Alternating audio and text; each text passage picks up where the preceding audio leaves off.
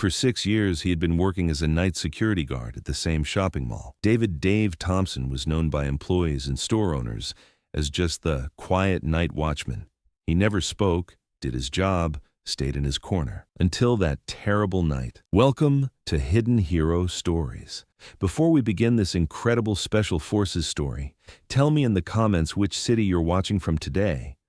And if you believe stories like these hidden heroes need to be heard, hit that subscribe button and help us keep these stories alive. In Atlanta, Georgia, Northpoint Shopping Mall was one of the city's largest and busiest commercial centers. Dave Thompson, responsible for the night security of this massive complex with 3 floors and over 200 stores, was a 45-year-old medium-height man with calm eyes. Dave had been working as a night shift security guard at the same shopping mall for 6 years. Every night he would arrive at 10 and patrol every corner of the building until 6 in the morning. Quiet, reliable, never causing problems. "Dave is a perfect security guard," said Security Chief Marcus Rodriguez. "We haven't had any incidents for 6 years. He's calm, professional, always in control." This was true. Dave handled every situation he encountered in the shopping mall with composure. Night burglary attempts, fire alarms, suspicious activities, none of them challenged him. He seemed to act as if he had seen much more dangerous situations. Dave's office was a small room next to the main security center. Inside was simple and organized. On his desk were security camera monitors, emergency procedures, and patrol reports. But behind his locker, there was a special bag that no one could see. Every night he would start work with the same routine. He would systematically tour all floors, check every store, and monitor security cameras. He never got tired, never complained. Dave's most striking feature was how he moved.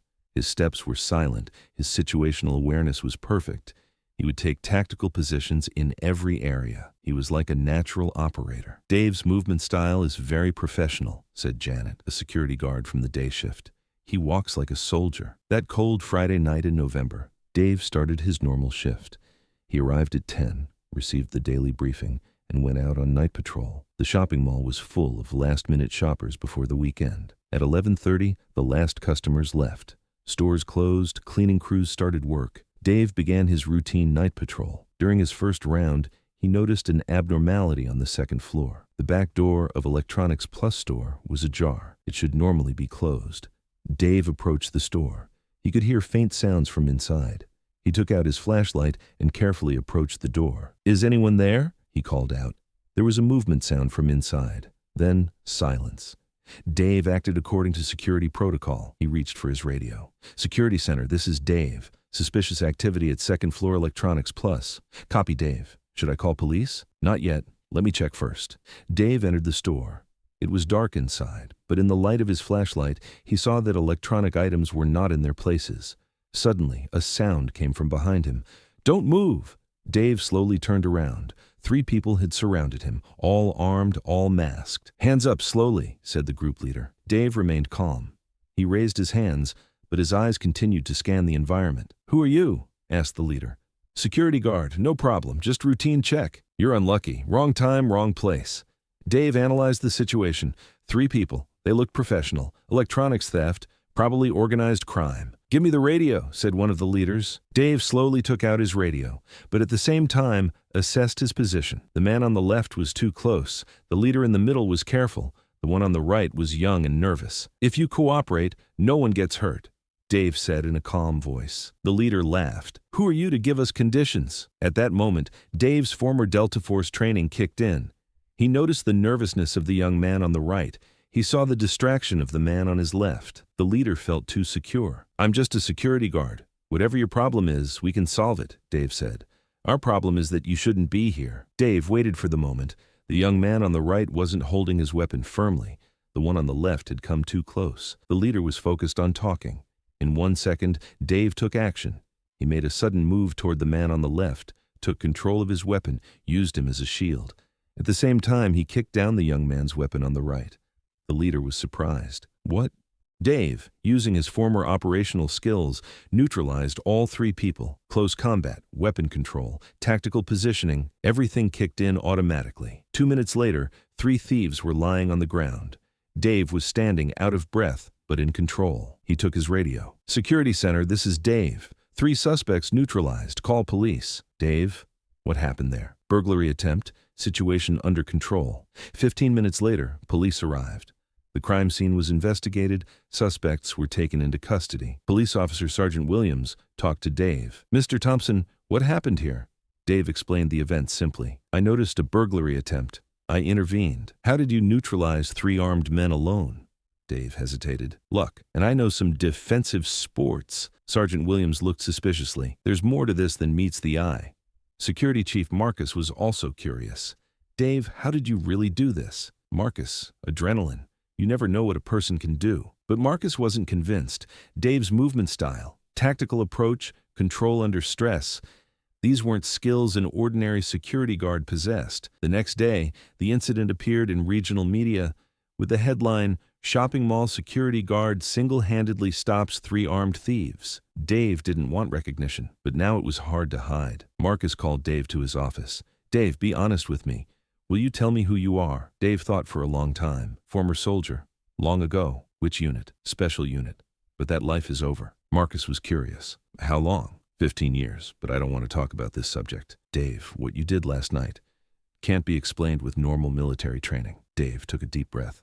It was time to tell the truth. "Delta Force. 15 years special operations." Marcus's breath stopped. "Delta Force? 1995 to 2010. But I'm retired now." "This is incredible. Why did you never mention it?" "Because that life is over. I'm just a security guard now." Marcus wanted to learn Dave's story. "How did you get into Delta Force?" Dave began to tell his story.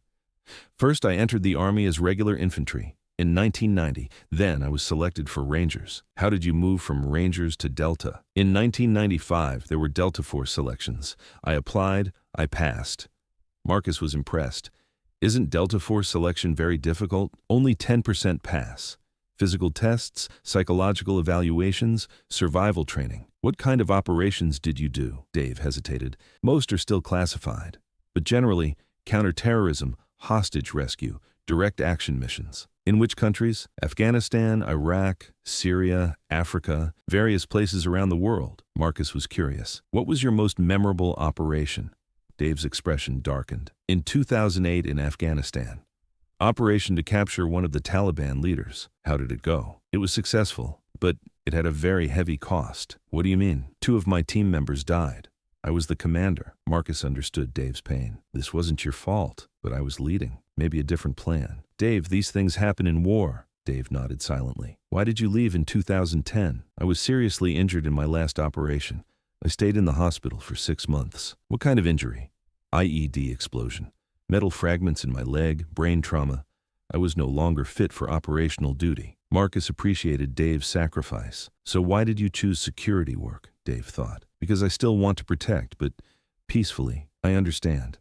"How did it feel to use these skills last night?" "Mixed feelings. My old self came back, but I was sad that I had to use violence." Marcus admired Dave's perspective. A month later, Dave received an offer from the police department. "Mr. Thompson, would you like to join the SWAT team?" asked Captain Johnson. "Thank you, but I'm happy here." "Why?" "Your experience is invaluable." "Because I found peace here. I don't want violent operations anymore." Captain Johnson respectfully accepted Dave's decision. Other employees at the shopping mall also began to look at Dave differently. "Dave, are you a real hero?" asked one of the store employees. "I'm just a security guard. I do my job." "But Delta Force, the past. What matters is now." Dave showed the same modest approach to new employees, but now he also started giving additional security training. "Situational awareness is very important," he would say in training. "Watch your surroundings. Notice abnormal behaviors." "How do we recognize abnormal behavior?" "Nervous movement, looking around too much, inappropriate clothing, avoiding metal detectors." Employees learned a lot from Dave's knowledge. Security Chief Marcus gave Dave new responsibilities. "Dave, would you review our security procedures?" "Marcus, I'm just a security guard, but your experience is very valuable to us." Dave analyzed the shopping mall security systems, camera positions, emergency exits, communication protocols. "Marcus, I have some suggestions." "Tell me." "There are blind spots. Additional cameras are needed. Emergency response time can be improved." Marcus implemented Dave's suggestions. Shopping mall security increased significantly. At the end of the year, Dave was given a regional security award for extraordinary courage and professionalism. At the ceremony, Mike, one of his former Delta Force friends, came. "Dave, I'm proud, bro," said Mike. Dave was moved. "Mike, you came. I saw it on the news. You're still a warrior. Mike, I'm a civilian now, but your heart is still a protector. Different mission, same spirit. Two former operators talked for hours. Old days, lost friends, new lives. Dave, do you miss operational life? Dave thought. Sometimes, but this peaceful life is healthier. Do you regret leaving? Number, this was the right decision. I'm healing. Mike admired Dave's growth. You're an example for us. Military skills can be used in civilian life too. Exactly. Protection can be in different ways. Today, Dave Thompson still works as a security guard at Northpoint Shopping Mall. But now his identity is known. Employees show him respect. Customers feel safe. Store owners are pleased with his presence. But Dave continues to be the same modest security guard. I just protect this place, he says, so people can shop safely. Dave's motto, true protection is peaceful protection, and every night he keeps the shopping mall safe. Former Delta Force skills are now used for civilian security. David Thompson served in Delta Force for 15 years, worldwide covert operations, high-risk missions. Now he uses the same protective instincts for community safety in a peaceful environment. Because true operators continue their missions in peacetime too. The tools change, but the protection mission continues. As Hidden Hero Stories, we ask you, have you ever met someone like Dave? Someone with elite military experience in their past, but now working quietly in civilian security? Have you appreciated their hidden expertise? Share in the comments. Because in our community, there are protectors with incredible backgrounds. They may have life-saving skills, but they choose humble security service. Thank you for watching. If this story touched you, subscribe and share. Because real heroes don't seek fame. They step forward when needed. We'll see you in the next one. Until then, show extra respect to the security personnel around you. They might be silent operators,